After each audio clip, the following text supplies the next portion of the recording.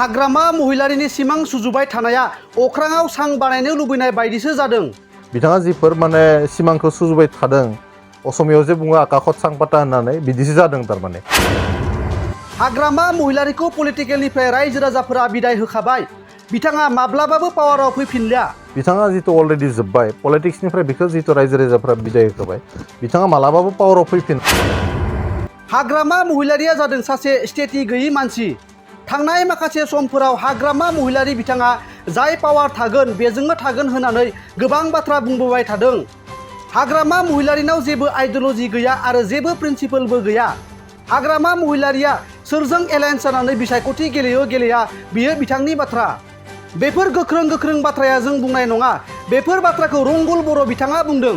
नंगौ, नोंथाङा थारखौनो खोनादों। बेफोर गोख्रों बाथ्राखौ इउपिपिएल लाइमोन गांखंनि बुंथिगिरि रंगुल बर'आ बुंदों। बिथाङा बुंबावनाय बायदिब्ला जाय सुबुंफोरा बिपिएफ दोलोखौ हेफाजाब होदों बैसोर सुबुंफोरा गावबा गावनि फिउचारखौ फोजोबना लानायनि अनगायै जेबो जायाखै होननानै फोरमायो। हाग्रामा महिलारिया सासे बर'नि सुथुर सुबुं। बिथाङा बर'नि सुथुरखायनो थांनाय समफोराव बड'लेण्डखौ 110 खोन्दो जाया होननानै बुङोमोन। हाग्रामा महिलारिया बर'नि सुथुरखायनो बिटिआरनि सिमाया बारायब्ला बिटिआरनि गाहाय खुंगिरि प्रमद बर'खौ खुलुमगोन होननानै बुंदों। खौरांगिरिफोरनि सिगाङाव बिथां रंगुल बर'आ आरोबाव गोबां बाथ्रा बुंबावनायखौ बे समाव मिथिनो मोनबावनाय जादों। बिथां रंगुल बर'आ खौरांगिरिफोरनि सिगाङाव मा बाथ्रा बुंखो फै आबुङै मिथिना लानि। हाग्रामा महिलारिया जाबाय सासे स्थिति गैयि मानसि। थांनाय गोलाव समाव बिथाङा बुंदों जाय पावाराव थागोन बेजोंनो थागोन होननानै। दा बिथाङा ना आइडिय'लजि दङ ना प्रिन्सिपल दङ। दा बिथाङा जेबो बेफोरनि माने स्थिति जिहेतु गैखाया। दा बिथांनि बाथ्राखौ लानानै जों गोबां सावरायनांगौबो गोनांथि गैया। बिथाङा माला मा खालामो माने बिथांनि बाथ्रासै। बिथाङा जितु अलरेडि जोब्बाय पलिटिक्सनिफ्राय बिखौ जितु रायजो राजाफ्रा बिदाय होखाबाय बिथाङा मालाबाबो पावाराव फैफिना। आरो एमपि इलेक्सननि बाथ्राखौथ' दोनथ' बिथाङा जिफोर माने सिमांखौ सुजुबाय थादों असमियाव जे बुङो आकाशत सां पाता होननानै बिदिसो जादों थारमाने। आरो जाय बिथांमोना दिनै हाग्रामा महिलारि बिथांखौ फल' खालामदों बिथांमोना गावनि फिउचारखौ बरबाद खालामना लानायनि अनगायै जेबो जायाखै। दा बै समावबो हाग्रामा महिलारिया बुंदों बिथाङाथ' एक नम्बर बर'नि बिर'धि मानसि। मैया दाखालि नोंथांमोना नुदों जे माने ख्रिस्टान धोरोमनि एगेन्स्टआव बिथाङा गावनि राइटिं पेडआवनो हम मिनिस्ट्रिसिम लाइजाम लिरदों। बेराफारसेथिं बड'लेण्डखौ बै समाव 110% जाया होनना बुंदों। सिमा जुदि बारायोब्ला आं प्रमद बर' बिथांनि आथिङाव हमगोन होननानै बुंदों। डेट मिन्स मा गुबुनारिफोरखौ थुनज्लायगासिनो दङ। जोंनि बर' हारिखौ फोजोबस्रांनायनि थाखाय बिथाङाबो माने आखाइ होगासिनो दङ।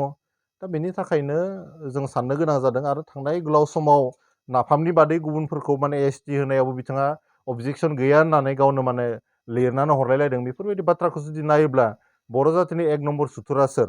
दा बेनिखायनो दानि एक्टिभिटिसफोरखौ दहाय आं बुंनाय बाथ्राया दिनै हर्डिंस मोनसे बिसिनायसिम बिथांमोना फैबाय।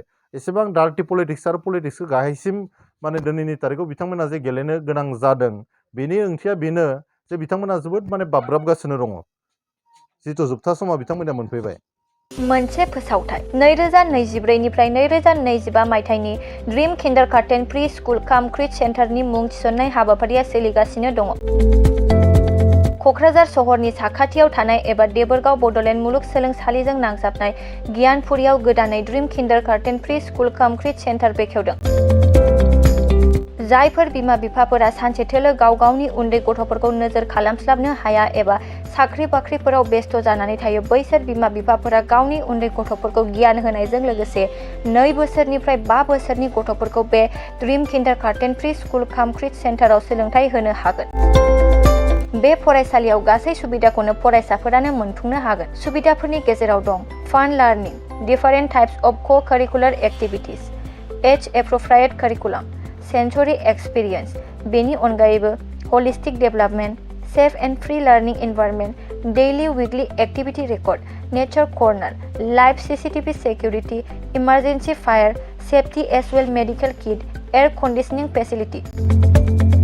बेफोर सुबिदाफोरखौ गासै फरायसाफोरानो मोननो हागोन।